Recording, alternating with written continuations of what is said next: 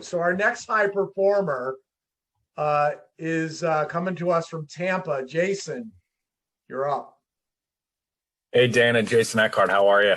Hey, Jason, how you doing? Doing good. Been a little while. So one of the things I know, I've been fortunate enough to hear before, you talk about even keel and, the mentality and the ups and downs from an emotional toll and kind of middle ground and really, that energy draining activities, which I think is awesome advice. So it even relates right on to parlay off the Jeter piece, right? Where you're working with folks that have been in certain habits their entire life, right? And then you're technically altering them, right? So it's one thing on the physical side, but with the emotional component, right? It's wired a little different. Your whole life, you might've been triggered by certain events. You might've been just that emotionally raw person versus the person that's calm. I guess, could you help us, or elaborate on how you work with folks, particularly in the business world, but of course it relates to sports too, on that emotional side? How do you help them determine their triggers, walk through it, back to your kind of customization that you do, from a planning perspective? Well, it's only an issue if it's an issue. Right? True. Yeah. So again, there's people out there that's who they are. They're emotional, but focused. But if you're emotional and all over the place and you're creating this, magnetic tornado where you're pulling someone in and throwing them out and that person leaves and they don't know what's going on, that's when it's a problem. Right. But at the end of the day, we have to always be in the habit of understanding, doing a scouting report on ourselves. Right. And even taking some people that we trust around us to help us create that individualized scouting report. Hey, where am I strong? Where am I weak? And again, I would actually like a little more context with that question. Explain that a little bit more in terms of emotion.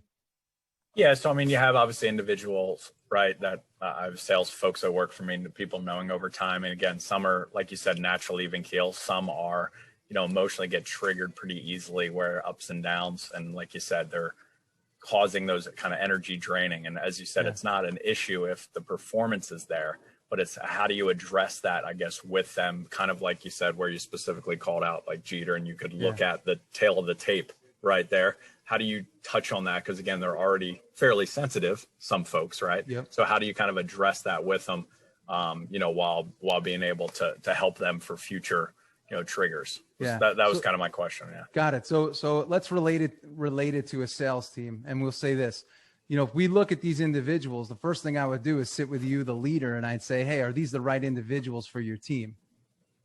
Right? Because sometimes, there's people, if you get super high on a sale and super low when you're in a slump, right there, it's an indicator of somebody not being a super high performance individual. Okay. Because, and it's also part two, is they don't know the rules of the game in which they play. These are the equivalent of what you're mentioning is somebody that thinks they're going to bat 1,000. And when they don't get a hit, they go to the dugout and they start smashing things. And then they go out again and they're still pissed from that last at bat and they can't focus. That's again where it becomes the biggest problem in terms of emotion. But at the end of the day, what we have to do is get our people to understand what it is that we expect from them, but most importantly, what it is that they expect from themselves.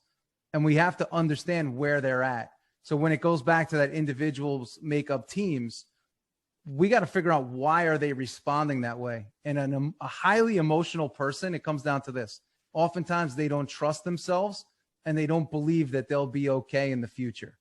So they hyper pressurize every situation, every moment, because every moment is ride or die, live life or death for them.